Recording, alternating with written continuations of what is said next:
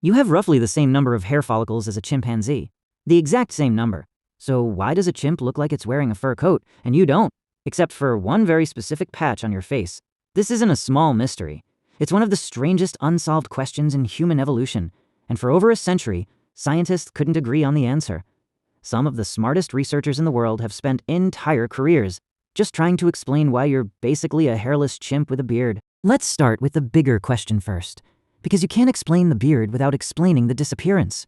Somewhere between 2 and 3 million years ago, our ancestors started losing body hair almost everywhere, not thinning it, losing it.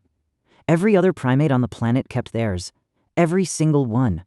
We're the outlier, and an outlier that dramatic doesn't happen by accident. But there's a detail almost nobody mentions. You didn't actually lose the follicles.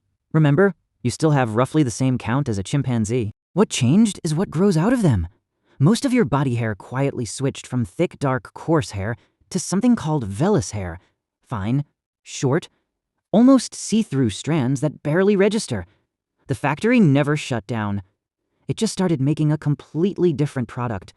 So the real question isn't why you lost your hair.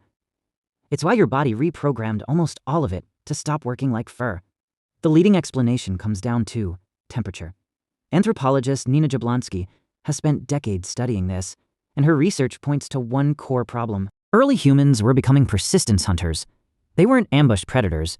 They were endurance predators, chasing prey for hours across open, hot grassland until the animal collapsed from heat exhaustion.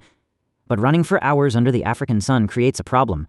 Overheating kills faster than starvation does, and thick body hair traps heat exactly when you need to release it. So the body made a trade. It swapped fur for sweat glands. Humans carry somewhere between 2 and 5 million sweat glands scattered across the skin, more per square inch than almost any other mammal alive. And on a hot day, that system can push out as much as 12 liters of sweat. Fur blocks sweat from evaporating efficiently. Lose the fur, and suddenly your built-in cooling system actually works. Our sweat rate can run 4 to 10 times higher than a chimpanzee's. No other primate comes close. And this wasn't just about comfort. Some researchers argue this new cooling system is part of what allowed the human brain to grow significantly larger over evolutionary time, since a bigger brain burns more energy and produces more heat, and an overheated brain stops working properly. Losing the fur may have quite literally cleared the way for humans to get smarter. That's the theory that explains the disappearance. But thermoregulation isn't the only explanation scientists have proposed, and for a while, it wasn't even the most popular one. One idea, called the aquatic ape hypothesis, argued that our ancestors spent enough time wading and swimming that fur became a liability, the same way it is for a whale or a hippo. It's a fun idea, and it still shows up online constantly. But there's a problem. There's no solid fossil evidence that our ancestors ever went through a genuinely aquatic phase, and most anthropologists today treat it as closer to an urban legend than an actual finding. A more serious rival is the ectoparasite theory proposed by biologist Mark Pagel. His argument is blunt. Thick hair is prime real estate for ticks and lice, and those parasites carry deadly disease. Less hair means fewer places for parasites to hide, which means less disease. What's interesting is that this idea doesn't really compete with the temperature theory. It supports it from a completely different angle. Most researchers today think both pressures, cooling and disease avoidance, were probably pushing in the same direction at the same time. Two separate problems, solved by the exact same trait. And remember that fine vellus hair we talked about? The stuff that quietly replaced your old fur? It turns out, it might not be useless after all. Some researchers have found it may actually help you feel a tick or other parasite the moment it lands on your skin, working almost like a built-in early warning system, long before the bite ever happens. So the fur had to go. But it creates an even bigger problem for the beard. If losing hair was about survival, why did one patch stay? Here's where it gets interesting. The face isn't just a random exception. It's a deliberate one. Look at where humans kept meaningful hair. The scalp, to protect the skull from direct sun exposure. Recent research using thermal mannequins found something specific about this. Hair on your head doesn't just block sunlight. It actually reduces how much heat your scalp absorbs in the first place, which matters most for a species that had just evolved an unusually large, heat-sensitive brain. Losing body hair and keeping scalp hair might genuinely be two sides of the same solution. Cool the body everywhere else, but shield the one organ that couldn't afford to overheat. The eyebrows and eyelashes stayed too, to keep sweat and debris out of the eyes. And on men specifically, the lower face and jaw kept theirs. That last one doesn't fit the cooling theory at all. A beard doesn't help you run faster or sweat better. If anything, it does the opposite. It traps heat right where major blood vessels sit close to the surface. So if temperature regulation explains why we lost fur everywhere else, something completely different has to explain why the beard survived. And the leading answer isn't about survival at all. It's about selection. Charles Darwin noticed this discrepancy back in 1871. He couldn't explain why a trait with no clear survival advantage would persist so consistently across human males. His conclusion was that it wasn't natural selection driving it. It was sexual selection.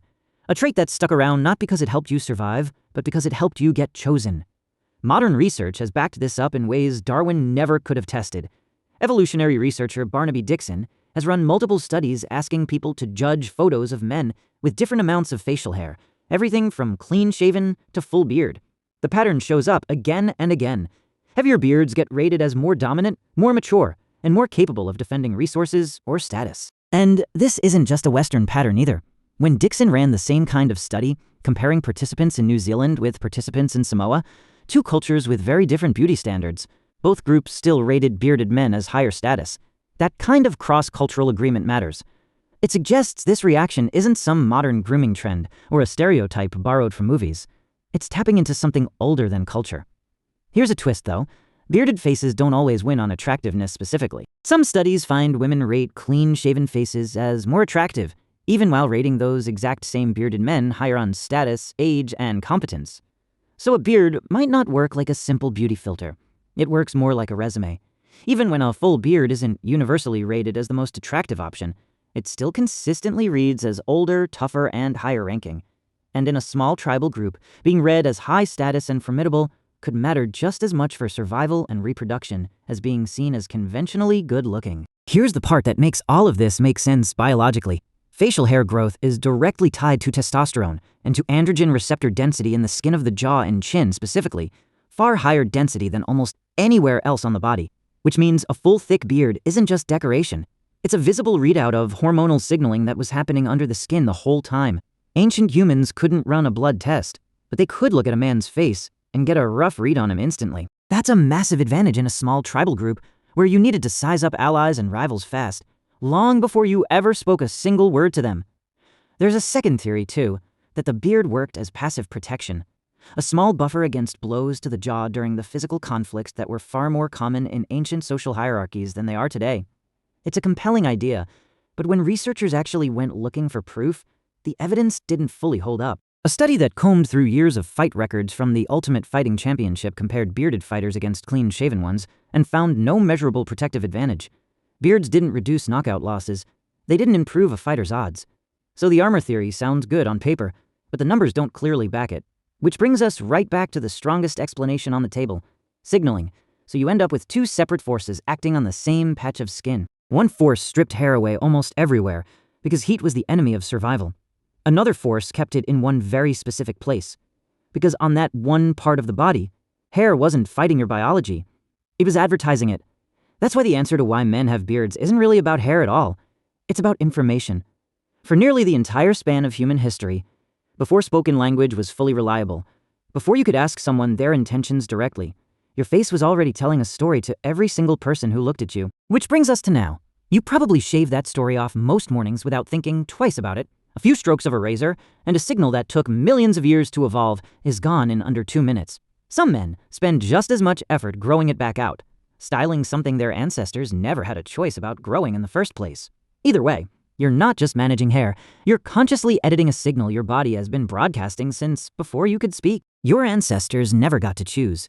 You do it every single morning, often without even realizing that's what you're doing. So next time you're standing at the mirror, razor in hand, it's worth asking, what are you actually choosing to say?